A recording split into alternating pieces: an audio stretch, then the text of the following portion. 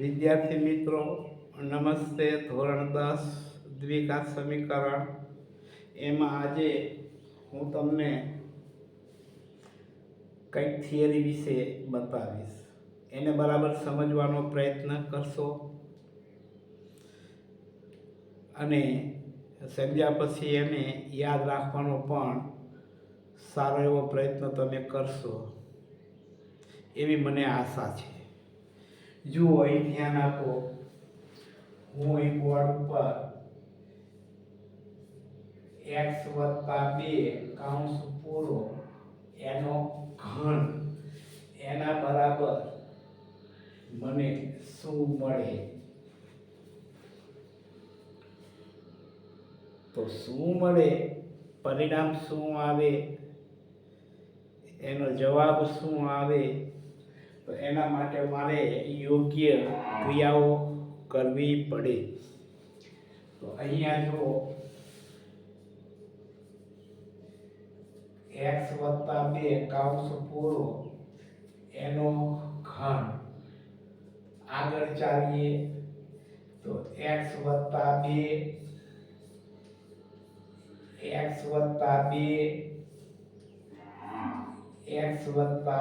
2 કારણ કે x + 2 એનો ઘન છે, તો આ કૌંસને હું 3 કૌંસ એ ગુણાકાર સ્વરૂપે લખી શકું.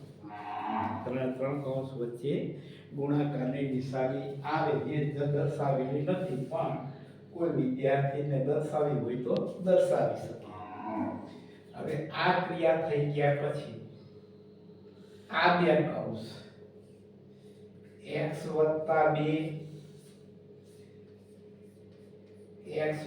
2 અને એમને છગડીયા કૌંસમાં હું દર્શાવી શકું. અને આ કૌંસ છે x + 2, એટલે કે આ સ્વરૂપમાંથી એને હું આ સ્વરૂપમાં દર્શાવી શકું, એટલા માટે મેં આ સ્વરૂપમાં દર્શાવ્યા.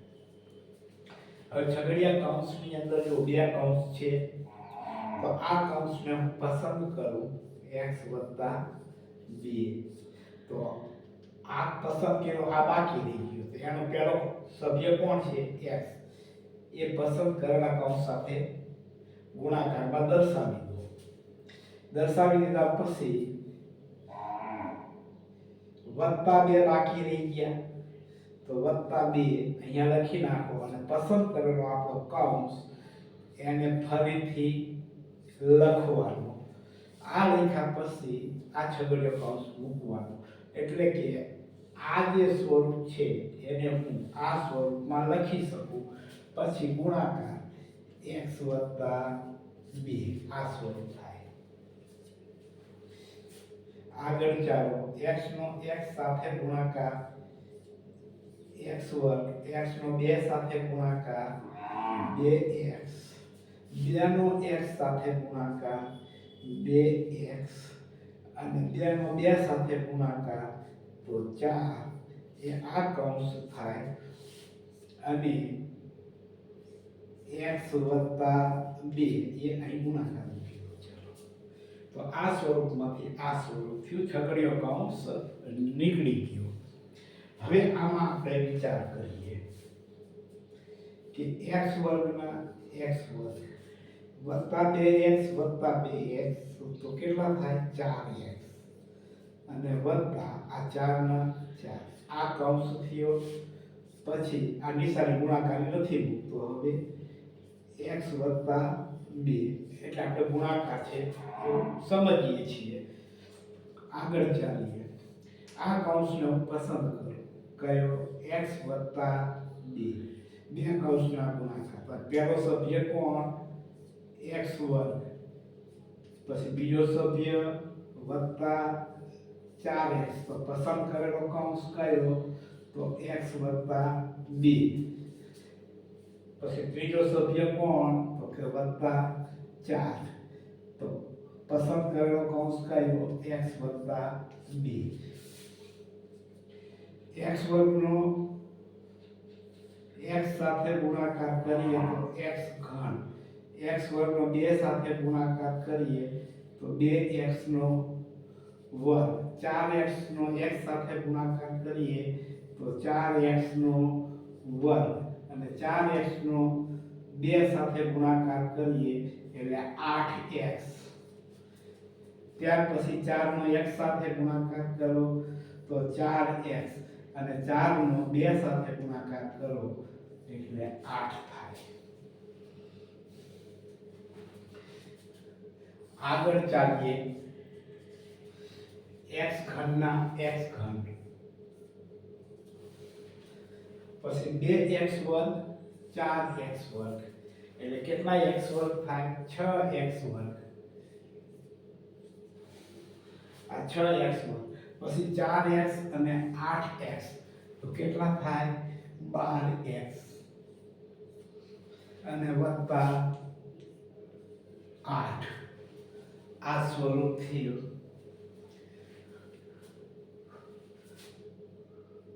અને આ રીતે લખવું હોય તો પણ લખાય. x ઘન હું 8 ને આગળ લઈ લઉં, વત્તા 6x નો વર્ગ અને વત્તા 12x. તો આ સ્વરૂપે હું દર્શાવી શકું. x વત્તા 2 કૌંસ પૂરો એનો ઘન. તો એનો અર્થ કેવો થયો કે x ઘન વત્તા 8 વત્તા 6x નો વર્ગ વત્તા 12x. અહીંયા 12x. આ સ્વરૂપ થયું. હવે મેં તમને આ થિયરી બતાવી. કોઈ વિદ્યાર્થી કે સાહેબ થિયરી બરાબર છે, સાચું, પરંતુ મારે કંઈક બીજી રીતે આને દર્શાવવી હોય, આ થિયરીને જવાબ મેળવવા મારે કોઈ બીજી રીતનો ઉપયોગ કરવો હોય તો હું કઈ રીતે કરી શકું? તો જો એને પણ બતાવું તમને કે અહીંયા x વત્તા 2 કૌંસ પૂરો એનો ઘન બરાબર શું થાય? બરાબર વિદ્યાર્થી મિત્રો યાદ રાખજો, જે આ રીત હું બતાવું છું એ સૂત્રની રીત છે. બરાબર. તો અહીંયા હું લખી નાખું x વત્તા 2 કૌંસ પૂરો એનો ઘન. હવે તમારે શું કરવાનું? પહેલો સભ્ય કોણ છે? x. એને કૌંસમાં લઈ ઘન સ્વરૂપે દર્શાવવાનું. પછી અહીં વત્તા બીજો સભ્ય કોણ? તો કે 2. એને કૌંસ તરીકે કૌંસમાં લઈ એને પણ ઘન સ્વરૂપે દર્શાવવાનું. પછી વત્તા આંખો બંધ કરીને તમારે 3 મૂકી દેવાના. કેટલા મૂકવાના? 3 મૂકવાના. 3 મૂક્યા પછી અહીં કૌંસની અંદર પહેલો સભ્ય x, પછી બીજો સભ્ય કૌંસમાં 2, આ સ્વરૂપ લખી નાખવાનું. અને પછી આ કૌંસ લખવાનો કયો? x વત્તા 2. એટલે આ સ્વરૂપ જે છે એને આ સ્વરૂપે સૂત્રની રીતે દર્શાવી શકાય. આગળ ચાલીએ. x નો ઘન એટલે x ઘન, 2 નો ઘન તો 2 ગુણ્યા 2 ગુણ્યા 2, 2 ગુણ્યા 2 તો 4, અને 4 ગુણ્યા 2 તો 8. તો વત્તા આ 8 થશે. પછી વત્તા 3 ગુણ્યા x એટલે 3x ગુણ્યા 2 એટલે કેટલા થશે? 6x.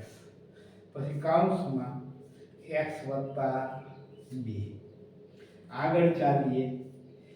x ઘન વત્તા 8, તો 6x નો x સાથે ગુણાકાર કરીએ એટલે 6x નો વર્ગ. તો 6x નો ગુણાકાર 2 સાથે કરું, 6 ગુણ્યા 2 તો 12, અને x ના x. તો મને આ સ્વરૂપ મળ્યું. એને પણ હું અહીંયા લખી નાખું. x ઘન વત્તા 8 વત્તા 6x નો વર્ગ વત્તા 12x. તો આ સ્વરૂપ થયું. બરાબર.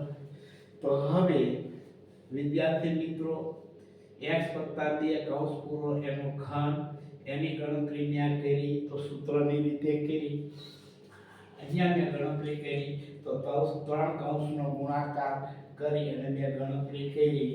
આ બંને ગણતરીઓની જે ગણવાની રીત છે, એને સમજવાની રીત છે, એને દર્શાવવાની જે રીત છે એ અલગ અલગ છે, પરંતુ જવાબ સરખા જ મળે છે. જવાબ કેવા મળે છે? સરખા મળે છે. તો આ થિયરી છે એ તમે સારી રીતે તૈયાર કરશો, એને સમજવાનો પ્રયત્ન કરશો અને એને યાદ રાખવાનો પણ પ્રયત્ન કરશો, એ તમને ખૂબ જ ઉપયોગી નીવડશે. જય હિન્દ.